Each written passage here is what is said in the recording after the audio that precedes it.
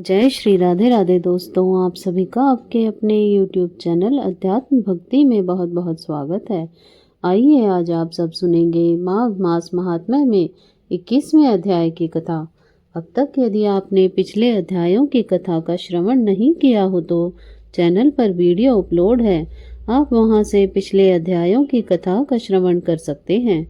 तो आइए सुनते हैं माघ मास कथा में 21वें अध्याय की कथा।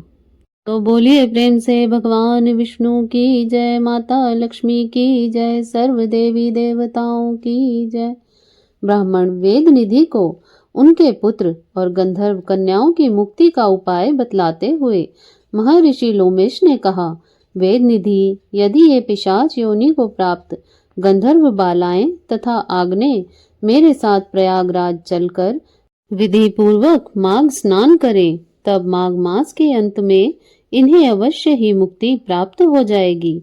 इसके अलावा मेरी दृष्टि में इनकी मुक्ति का कोई अन्य मार्ग नहीं है।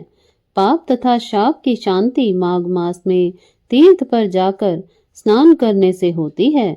माघ स्नान के प्रभाव से 7 जन्मों तक के पाप भी नष्ट हो जाते हैं।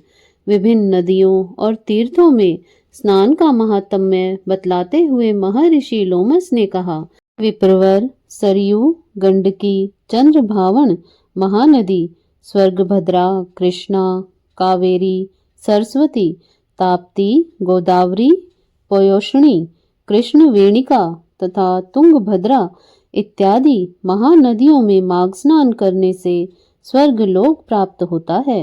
नैमिषारण्य में माघ स्नान करने से विष्णु भगवान का सानिध्य प्राप्त होता है। तीर्थराज पुष्कर में माघ स्नान करने से ब्रह्म का सामीप्य प्राप्त होता है। माघ स्नान का स्नान प्रभास क्षेत्र में करने से रुद्रगण का पद प्राप्त होता है। कुरुक्षेत्र में माघ स्नान करने से इंद्रलोक प्राप्त होता है। देव सरोवर में माघ स्नान करने से योग सिद्ध का फल प्राप्त होता है। देवकी में स्नान करने से मनुष्य को देव शरीर प्राप्त होता है। माघ मास का स्नान गोमती नदी में करने पर पुनर्जन्म नहीं होता और मोक्ष प्राप्त हो जाता है।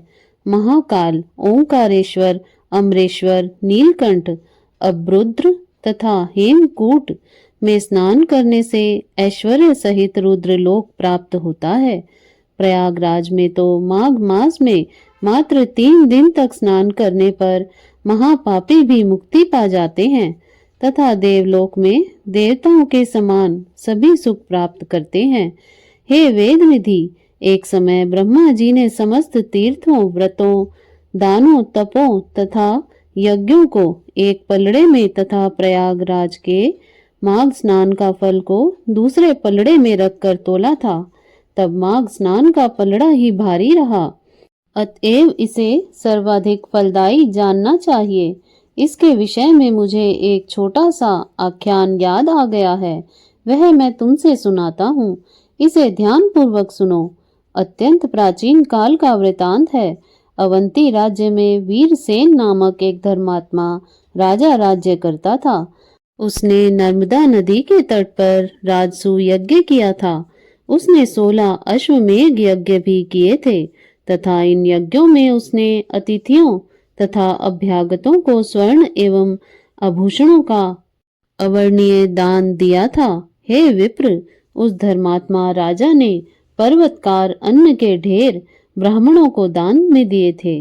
वह दानी और धर्मात्मा राजा भगवान और देवताओं का बड़ा भारी भक्त था तथा गौ एवं स्वर्ण का नित्य दान करने वाला था। राजा वीरसेन के राज्य में ही भद्रक नामक एक ब्राह्मण भी रहता था। वह मूर्ख तथा हीन कुलोत्पन्न और अधर्मी था।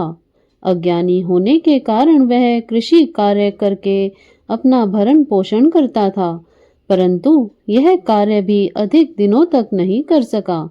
तब उसके निष्क्रिय और धर्म रहित आचरण से शुद्ध होकर परिवारजनों ने उसे घर से निष्कासित कर दिया। तब वह क्षुधा तथा कष्ट से व्यथित होकर इधर उधर भटकने लगा।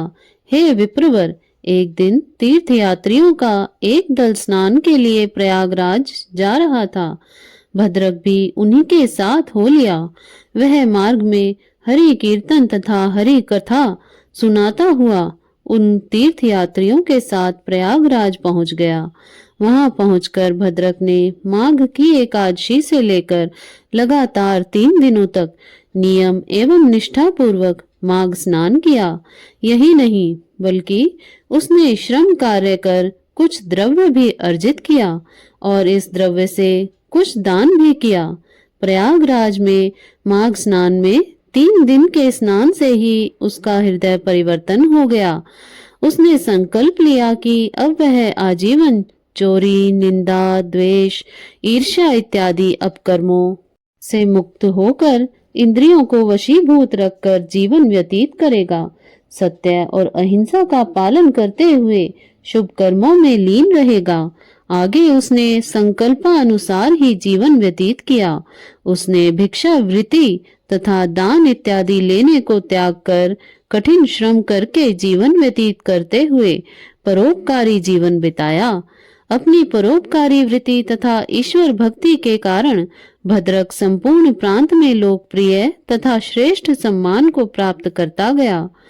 उसने खूब धन, ऐश्वर्य तथा यश प्राप्त किया।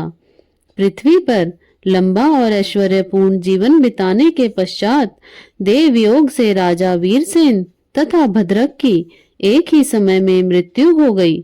दोनों को ही अपने सत्कर्मों से स्वर्ग प्राप्त हुआ। मैंने स्वर्ग में जाकर उनकी स्थिति को स्वयं देखा है। वे आज भी स्वर्ग में निवास करते हुए दिव्य सुख भोग रहे हैं। अपने नेत्रों द्वारा देखा हुआ प्रयागराज में माघ स्नान का यह महत्व मैं संपूर्ण रूप से मुख द्वारा वर्णन नहीं कर सकता हूँ। हे विप्रवर, इस विषय में तुम अब पिशाच मोचन नामक एक आख्यान सुनो। प्राचीन काल में दयासागर तथा देवदूती नामक वैष्णवों ने पिशाचों को मुक्ति प्रदान की थी। इसे ये गंधर्व कन्याएं तथा तुम्हारा पुत्र भी सुने। निश्चय ही इन्हें पिशाच योनि से मुक्ति प्राप्त होगी।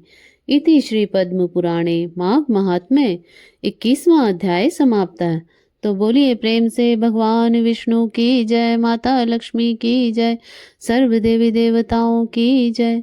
इस प्रकार से ज्ञानवर्धक जानकारियाँ प्राप्त करते रहने के लिए, व्रत पूजा आदि के बारे में जानने के लिए तथा कथा को श्रवण करने के लिए यदि आप चैनल पर पहली बार आए हैं तो चैनल को सब्सक्राइब कर लें ताकि आने वाली वीडियो की नोटिफिकेशन आपको समय से मिलती रहे। वीडियो को लाइक करें, शेयर करें। सुखी रहें, स्वस्थ रहें। जय श्री राधे राधे। धन्यवाद।